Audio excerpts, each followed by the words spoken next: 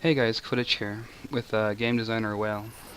We're gonna do things a little bit different this time and make a video about the Greelus Changes. And here's Mr. Whale Tits to give us a general idea of what the changes were and what they are now. Why, thank you for the introduction, Quidditch. But seriously, I when I was handed development of AOS, one of the heroes that was most complained about was Greelus.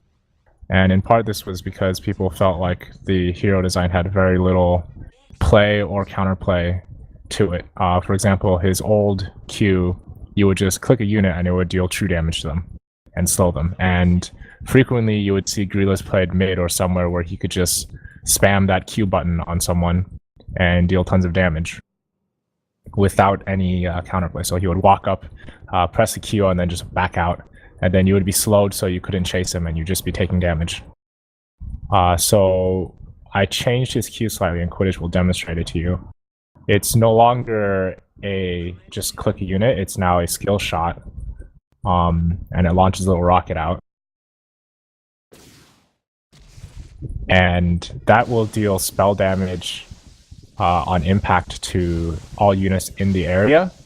Afterwards, your attacks will deal bonus damage. So what this does is it means that not only can you dodge his Q, but he also has to follow it up with a bit more damage. Like if he wants to maximize his Q damage, he has to commit and get some attacks off as well. Which he has a pretty good attack animation and decent attack range, so it's not that hard. For his W, one thing I noticed as well was that it was really quickly draining people of energy, especially strength and agi heroes who don't have that big of an energy pool. And I thought that was a little too punishing. And I looked at the fact that his W and his E both are most effective when he's really close to the opponent, right? The E takes a long time to fly to this max distance, but you get the silence off immediately if you're next to someone. And the W also encourages you to be nearby someone. And with the new Q, which had an extra effect on attack, you are also encouraged to kite or to keep close enough to someone to attack, basically. So for his W, I felt, since this was an int hero, it would be nice to have an ability that made him specifically stronger against burst damage, which he would otherwise be very susceptible to. So that combined with the fact that I felt he was draining non-int heroes of their energy too quickly, I basically lowered the flat amount of energy stolen from his W. Quite significantly. It was, I think, 20, 40, 60, 80, and now it's 10, 15, 20, 25. And that's per second. But I also added a percent scaling to it. So now it steals an additional 7% of the target's current energy. So this makes him still pretty effective against strength and agi, but not to the degree that he was. And actually it makes the ability stronger against int heroes, where you'll be draining a lot more energy. And I also added a range indicator that tells you how close you have to be to a unit to drain from it, as you can see. That's just a quality of life improvement. I did not change his E. His E is still the same. And the last major change to his kit would be his ult. For those of you familiar with the League hero Rumble, I wanted to do something very similar to that because I felt that that ultimate had very good zone control if used properly. So this type of ability is, how do I say? For people who have played ROA, you'll have seen a mechanic like this before. For people who haven't, basically how you target this ability is you will target like a normal place. Like when you press R, you'll see just like any other ability. But after you click, then you have to move your mouse. And the direction you move your mouse will decide what direction the ult goes down.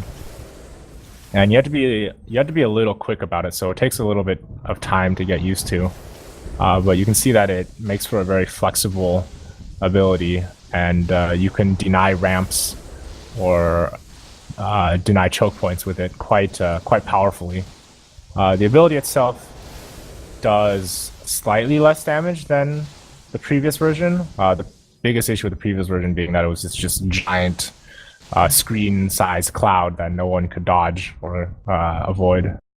Um, Now it lasts 2 seconds longer. It does slightly less damage, but it also has the benefit of units that stay within it will take increased damage from all sources, depending on how long they've been in the cloud. So it's still quite punishing if you choose to ignore the cloud and just try to fight inside of it. So it should be providing a lot of zone control if you use it correctly in a team fight.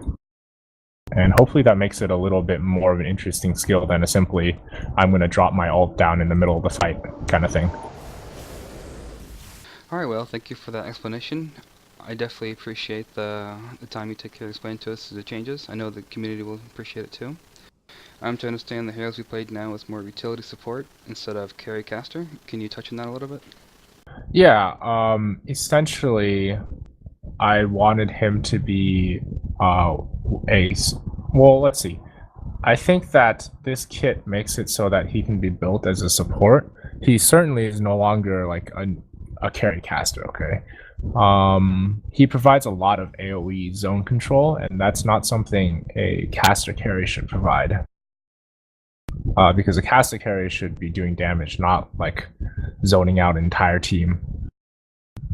His kit now, I could see him being built as a kind of battle mage type where you take maximum advantage of his Q to get more hits off and build tanky enough or tanky support items so you can run into the middle of the enemy team and maximize your W or your E potential and get off a good R or constantly getting off your Qs.